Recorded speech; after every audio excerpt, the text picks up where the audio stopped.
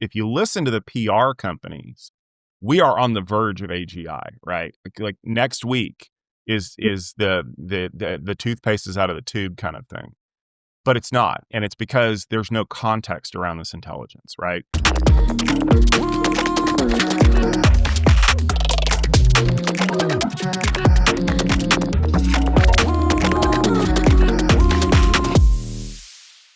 Welcome to Security Boulevard, the cybersecurity podcast from the Future Room Group. All of our episodes explore a variety of topics within cybersecurity and the technologies that drive it. Make sure you check us out on securityboulevard.com, the Security Boulevard YouTube channel, TechStrong TV, and all of your favorite podcast platforms.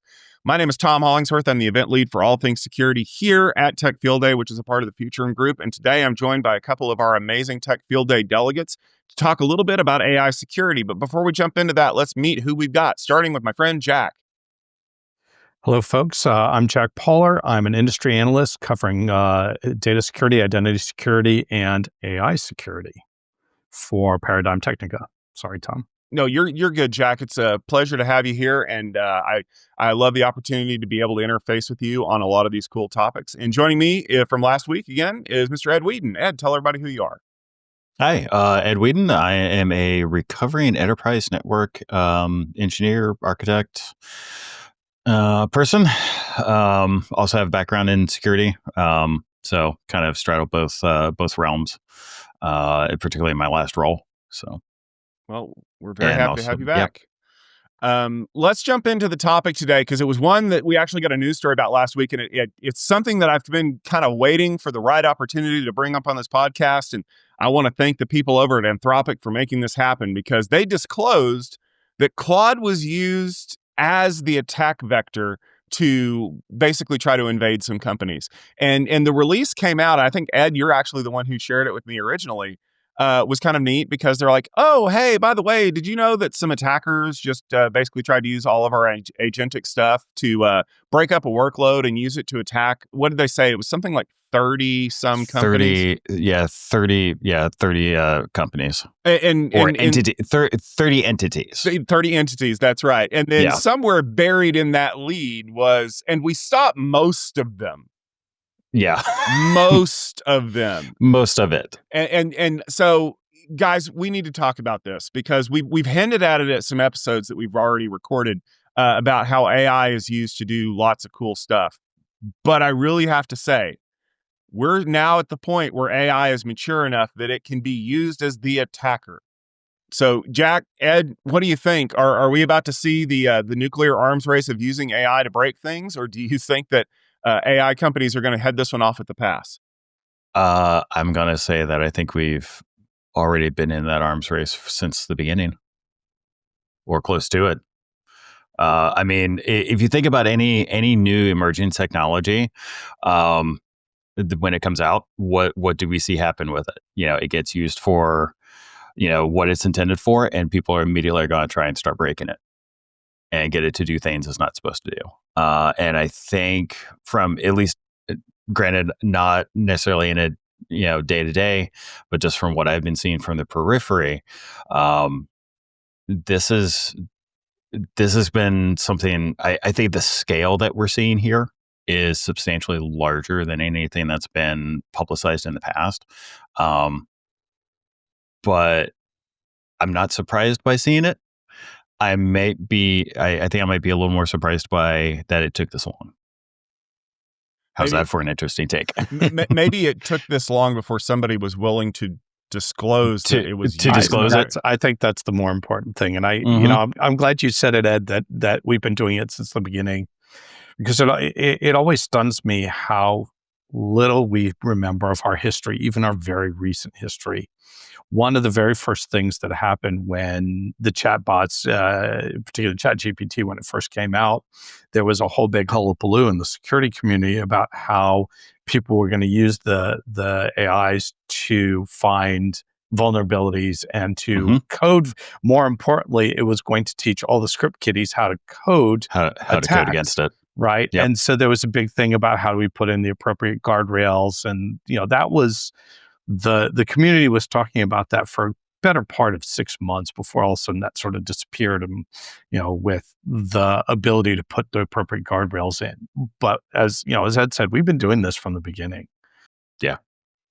It just whether or not it's been fully exposed. And I think the other key thing, and there was another article that so this came out Thursday, I think, when Anthropic released this post. I haven't had a chance to read the paper yet. This is one of the few times I actually want to read the full report that they attached to this, even though 95% of it's going to go in one ear and drip out the other side. But I think both so this came out on Thursday. Sorry, I had three thoughts collide there at once. So this came out on Thursday, and I think it was Friday or Saturday. Ars Technica had another article, kind of like an analysis piece, where they kind of went a little contrarian on it, saying, "Yeah, it's no big deal," or kind of kind of calling into question some of is this really true?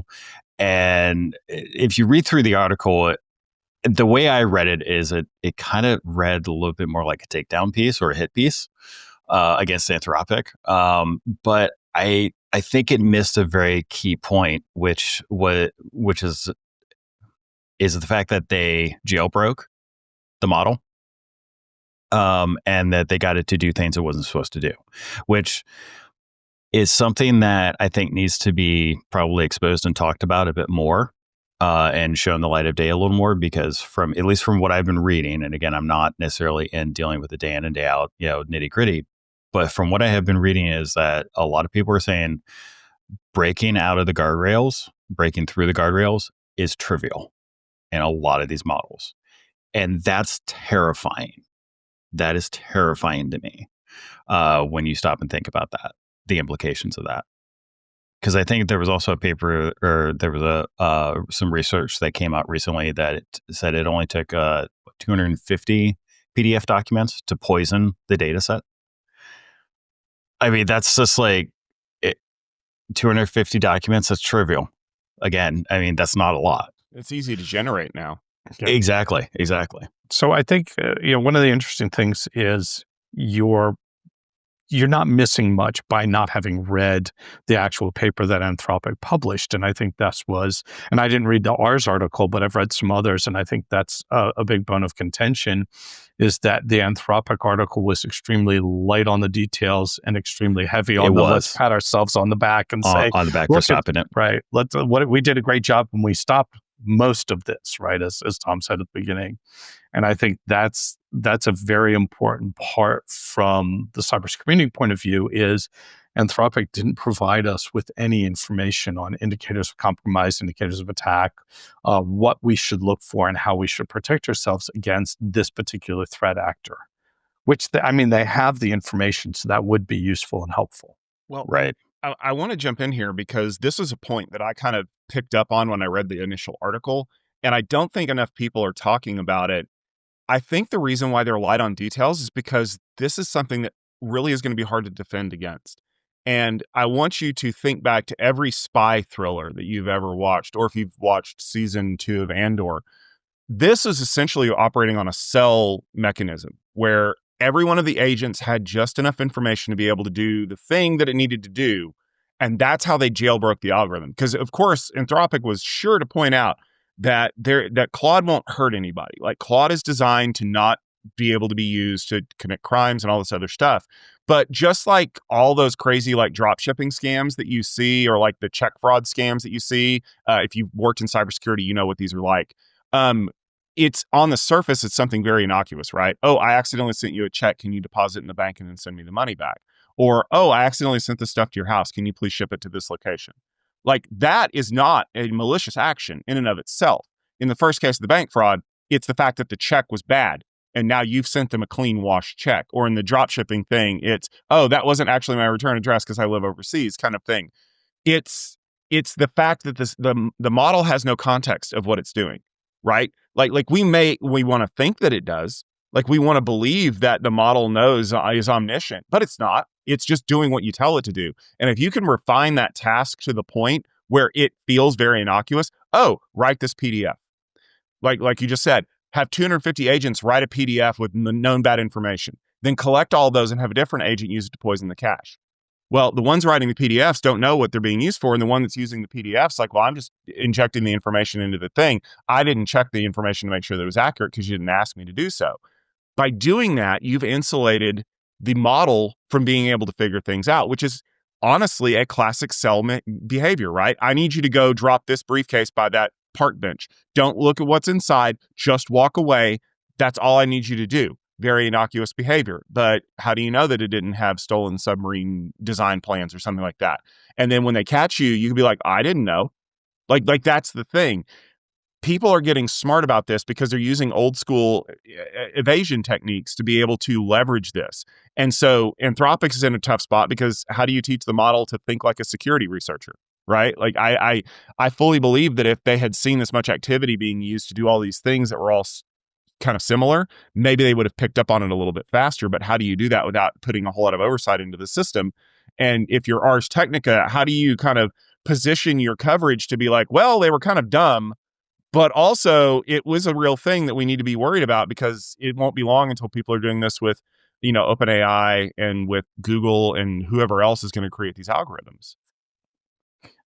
Yeah, I think, the evasion techniques and how you evade this is where the AI in front of the AI gets sort of interesting. So I think one of the things people don't realize is that for a lot of the chat bots, they actually have an LLM that pre-processes your prompt before they feed it into the LLM that actually is going to do the work that you've asked it to do. And it's those sort of pre-processing LLMs that are what do the guardrails and the safety and security.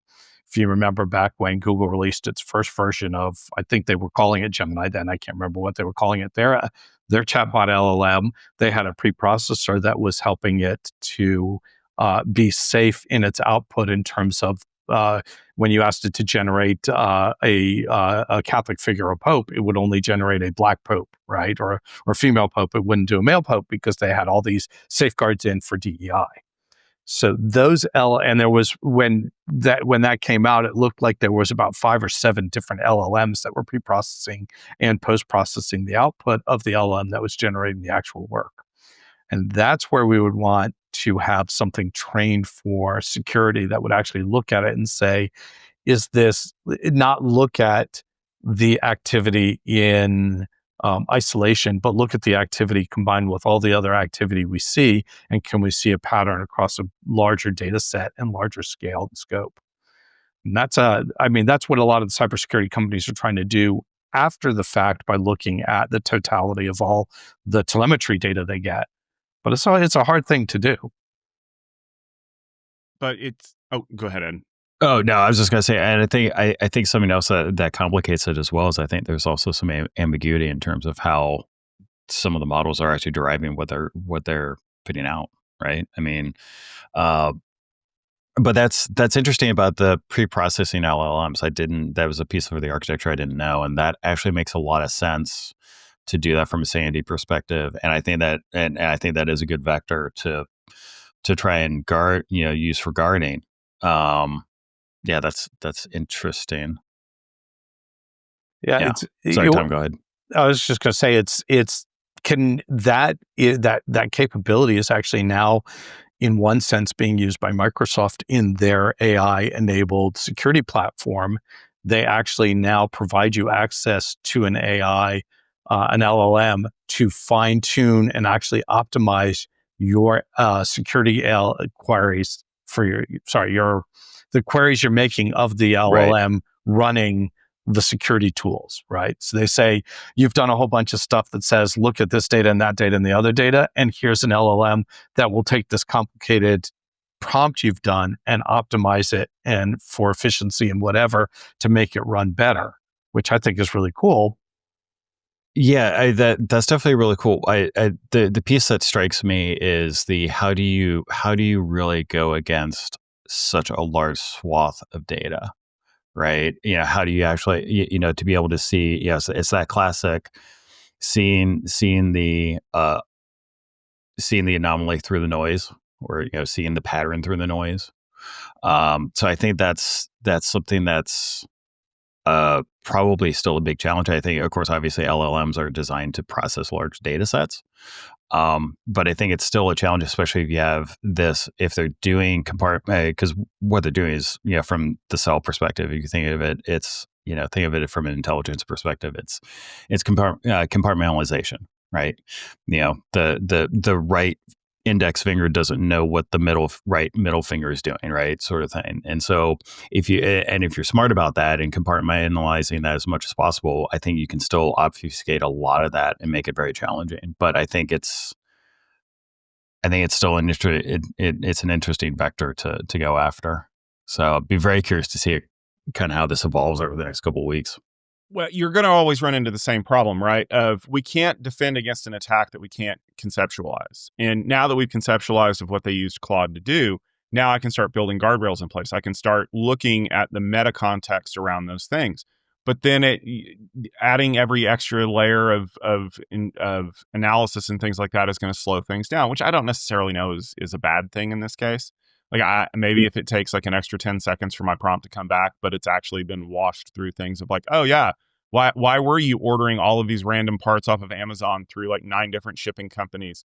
It turns out that if you put all 9 of those parts together, you can do something you really shouldn't do.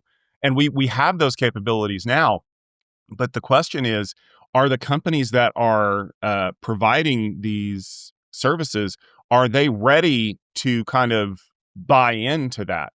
Because one of the things that we know for a fact is that if there has to be oversight of these platforms beyond just the usual lip service of, oh yeah, you can't have a GPT tell you how to make an explosive device, that would just be wrong. But now you actually have to provide proof, auditable proof. Like what would happen if an FBI agent got on Claude and asked it to help build a bomb and it came back with appropriate instructions? I mean, I know how we've handled this for years on MacGyver. There was always one thing that was wrong, or they left out a crucial step. And even in a Mythbusters episode where they're like, we're making rocket fuel and this is blur and we can't tell you what blur is because legally we're not allowed to. Like we've controlled this everywhere else, but that's in a place where we know that we can use things for ill, and AI doesn't know that. AI has to be told, don't tell people how to do this because that will be a problem down the road. Are we ready for the people who make these AIs to get in bed with the government so that they can prove that it's not happening? And then what happens when someone goes rogue and says, well, guess what? I'm not going to put those guardrails in place. Well, I think it's the question is it going rogue, or is it simply saying, I believe you could, if the LLMs have the information solely because they were trained with that information, which for the most part was, gathered from what's in the public domain. There's very little that's in the LLMs that is not in the public domain. So if it's in the public domain, the LLM has it, you can go find that information, right? So I'm not so sure how much of it regulation will stop it, right? It won't. But regulation is lip service. It always is. Yes. Yeah. Right. Yeah. Now, the other thing that I think that's interesting here is that, you were talking, Tom, about the guardrails, and now that we know what to look for, what Anthropic didn't tell us, or I don't think they told us, and I didn't see it, is what tipped them off in the first place. They were very tight-lipped about that. They said they noticed something that looked, and then they had to go do more investigation and found it out. But yeah, they were very vague. Yes. But I guess as a company, you almost kind of have to be, right? Because what trips those triggers? Is it a massive amount of agent dispatch? Is it certain contents for certain agents? Are they looking for certain keywords? Like we see this all the time everywhere else, right? It's like, what alerted you to the fact that this guy could have been stealing secrets? And 12 years ago, it was, well, they plugged an iPod into their work PC and downloaded a whole bunch of files to it. And we've evolved systems now. Like there's no way you could get away with that. But now, like the attack vectors have changed, and that's always been security's biggest problem to me. Is you have to come up with these algorithms and these ideas after the fact, but you have to make them so that they can predict future success while also not tipping off the attackers that you've created this. Because as soon as they know what to look for, It's like alarm wires, right? It's like, I know which alarm wire to cut. And so then I'm like, well, now I have to put a monitor on the alarm wire to make sure that it hasn't been cut. Or change up which one is the actual alarm, in a later model. Yeah. So one of the ways we do this is through red teaming, where we have somebody who takes on the role of the attacker and tries to attack the system. And I'd be interested to find out, this clearly wasn't a red team exercise. This is a real exercise. This is a real attack according to Anthropic, which, as we said, it was some 30 odd entities. Does Anthropic or do any of the other LLM purveyors have red teams, or do they do red team exercises against their own environments? It's us. We're the red team. We figure out how to break things, and then we submit tickets, and then they fix them. But you're right. Like, I think there kind of needs to be a bug bounty on this of like, if I can get your LLM to, explain how to rob a bank, like, I feel like I should get some kind of consideration for that, because you're going to pay somebody to do that. Yep. I mean, we talk all the time about sneakers. Like, Robert Redford's group made their money off of that. And I didn't realize exactly how much that movie informed my future career path, because I was like, cool, I want to do that. But like, that's one of the problems that we run into now, is because so many other things are broken. Like, how many R's are there in strawberry? That's not a security issue, but it could be a security issue down the road if I could trick the LLM into giving me information by feeding it a bad prompt that will bypass all of its, if it sees the word like, larceny in there, then it has to avoid that. But like, how do we protect it? How do we protect against that when everybody else is just so busy trying to figure out how to, vibe code the AI overlord? Well, I think this is where I think it's good that Anthropic dialed back the PR a little bit, right? In that they're not talking about how intelligent the system is, because if it was intelligent, if this was truly artificial intelligence, or we had some sense of consciousness or something else, the ability to understand the context that these things were happening and would be much greater, and the ability to stop them would be much greater. And I think that maybe is one of the key points here that people need to understand, because if you listen to the PR companies, we are on the verge of AGI, right? Like next week is the toothpaste is out of the tube kind of thing, but it's not, and it's because there's no context around this intelligence, right? Like, I always joke, there's a line in Detroit Rock City where they're pulling up next to a hitchhiker. And they're like, should we pick her up? And they're like, hey, man, they make horror movies that start out like this. And they're like, yeah, but they make other kinds of movies that start out like this. That's context to me, right? It's like, enough about the situation to understand it could go one of two ways. We know what you're hoping for, but we also know how it could go wrong. And that's where we're at with these systems, is asking an innocuous question like, what is the best way to provide bank security? Seems innocuous on the face. Maybe I'm curious and I'm writing a report about how to do bank security. I could also be somebody who's trying to defeat bank security. And the system has to know enough context around that to say, maybe I don't want to give all of the correct answers to this problem until I know the context of what you're trying to do. And until we get that, the AI will not be as smart as a human. It may be good at doing analysis and surfacing data and things like that, but it's not truly intelligent at that point. Sorry to rain on your OpenAI parade, folks, but AIs were like me in elementary school and middle school. They're really good at knowing the right answers, and they're really terrible at providing them at the right times. So one of the other interesting things that Anthropic pointed out was that their LLM hallucinated bad data to the attackers. Did it See, if it hallucinated bad data, congratulations, serendipity wins again. But if it purposefully fed bad data to the attackers to prevent them from doing something wrong, to me, that is another level of defense, but also a big problem, because what if Anthropic decides that I am an attacker when I'm not, and starts purposefully poisoning my prompts so that it can be defeated? And we've seen this in something as simple as a web application firewall, right? Like, I remember when Juniper bought Mykonos years and years ago, that was the way that they started nailing attackers, right? Was they would lead them into tar pits. It's like, oh yeah, we're going to put this file out here that you would not normally think to look for unless you were footprinting this directory. and it has like bogus passwords. And if you use one of those bogus passwords, and obviously we know you're an attacker and we're going to follow you up. But like that was very much in a pull model.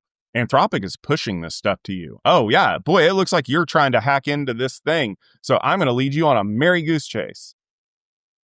Yeah, what it said they did was the LLM claimed it had discovered access credentials, identities, and passwords, or some form of access credentials that it did not discover. So it created stuff out of thin air. Out of thin air, yeah. Yeah. Yeah. Well, and I think that was the other thing that the Ars article was kind of critical of, was saying that, you know, it was only like a small amount that was successful.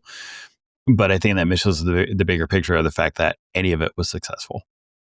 Right. I mean, just the fact that they got something useful out of it is telling. I dropped in the chat to this lovely app to a Substack for Susanna Cox, who her background is actually red teaming and doing AI work. So she's been a really interesting read on a lot of the security implications with AI. And it's kind of fun to kind of go down some of the rabbit holes that she opens up. So for any listeners out there that might be curious, we'll make sure to include those in the show notes, since you can't see our chat. But yeah, I was gonna say that you can't see the chat, but I think that we're going to be fighting this problem for a long time to come. That like I fully believe that Anthropic disclosed this because it was probably the best of all possible outcomes. Like people knew they were getting hacked, and we stopped most of it. I mean, still they let about 3% through or something like that. If one company out of 30 got hacked, you let 3% of them through. But like this is only going to get worse. And then now we're in that arms race of how can I build enough guardrails to prevent this from happening again, while also keeping my product useful to people. Because if I put so many guardrails in place that, you know, everything that I do is like, oh, you could be trying to do this and I'm not going to let you do it, then people are just going to move to your competitor that doesn't have those restrictions in place. So can AI companies stay ahead of people who are trying to do things through nefarious actions for bad reasons? I think it's actually it's less of a problem for the AI companies than for the companies that are embedding AI tools into their solutions, because they're not the AI experts. They don't have the ability to they don't have the ability, the knowledge, or sophistication to put the same types of controls in at the right places as a Claude, an Anthropic, or an OpenAI or Microsoft or whatever.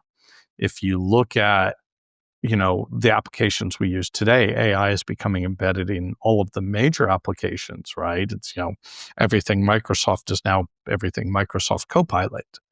And I'm sure, Google's becoming the same way, and Apple, I'm sure, is farther behind, but is going to follow that same path. But if you're a developer developing an application and you're grabbing some random model off of Hugging Face, how do you know what capabilities that model has and that it can't be used for nefarious purposes? And how do you as a developer put those guardrails in? It's a very good point, and I think given some of the trouble that we've seen with software developers even embedding security first, in their design models, I think is tells you all you need to know right there. I think, and I think there's, I'll kind of play the other side of the card, is that I think there's also some. I don't know that it would be fair to put the onus 100% on developers that are using these tools. I think there is a responsibility on the AI companies to actually do a better job of actually securing and providing the security controls. But that's probably easier said than done. And there's a cost to that. And at the end of the day, everything does come back to, the bottom line. So I don't have all the answers. I wish I did, because then I wouldn't be hosting this podcast. I'd be out there making billions of dollars. But unfortunately, it's up to us to come up with these answers, because right now, I don't think anybody else is going to. I don't think they're focused on the right things. I think they're going to be focused on how much money can we make this quarter before our investors start breaking the door down. But, and meanwhile, all the security professionals are getting grayer and crankier and more tired. Well, it's because the S in AI stands for security, right? How many times have we heard that over the years? All right. I think we're going to go ahead and wrap this episode here, but we're going to come back to this. I know we will. Yeah, definitely. Gentlemen, what are you guys doing ahead of the holidays? What are some things that people have or what do you have going on that people should check out? I'm going to start with Jack. You've been a very busy guy the last couple of weeks. What are some cool things on your plate? I have. The cool things are really just trying to wrap up the year. And, now is the year when all the cybersecurity analysts do their predictions for next year. And I am trying to decide whether that's a worthwhile endeavor, or is it impossible to predict? It's been such a wild 2025 and 2026 with AIs really changing our world. Can we actually predict anything? Or maybe I'll just feed it to Claude and see what Claude says. Careful, you might accidentally hack a nuclear plant. Exactly. Ed, what about you? I am just going to be going back and enjoying time off that I've been taking, and starting to wrap things up and start to go, as we start getting closer to the end of the year, start wrapping up and trying to figure out what my next steps are at the beginning of 26. Awesome. Well, I am going to be very busy. I've got some content that I'm going to be creating around all the things that I've been going on. Jack and I were actually at a Commvault event. In fact, this week I'm going to be doing some of the live broadcast stuff. I got a very interesting keynote address from someone who knows a little bit about AI, and I really want to dive into that a little bit more. But don't forget that you can check out everything we've got going on techfieldday.com. You can also check us out on securityboulevard.com and all the other places. We want to thank you very much for listening to this episode of the Security Boulevard Podcast. If you enjoyed this conversation, you know what to do. Go over to YouTube and hit the subscribe button. Maybe pull up your favorite podcast application and subscribe there, because we don't want you to miss any of the episodes when they come out. Do the thing with the ratings and the reviews. Yes, people really do read those, because it turns out that word of mouth is the best advertisement that we can get. And if we can put your words in the review there, that would be great. That helps the show grow. And the more we grow, the more fun things we can have going on with you. This podcast is brought to you by securityboulevard.com, which is the home for all things security here at the Future Room Group. If you want to check out the show notes, including the link that Ed mentioned, and see some of our past episodes, as well as get an idea of some of the future stuff we got coming up, securityboulevard.com is your home for that, as well as all the great writing that comes out of the events that we do. Make sure you check out the TechStrong TV website, especially if you want to check out the TechStrong gang, where we talk a lot about security there as well. And the TechStrong TV app, which runs on Apple TV, Roku, iOS, Android devices. You know what? If you guys want to make it run on one of those new Steam machines, I'd be down with that too. Show me proof of concept, and then I will convince Corey to let me buy a Steam machine so I can prove it out myself. But until then, make sure that you're following Security Boulevard on all of our social media platforms, whether it's X or Twitter or LinkedIn. Look for Security BLVD. There's going to be a lot more content coming out there. Thanks for tuning in, and we'll see you all next week.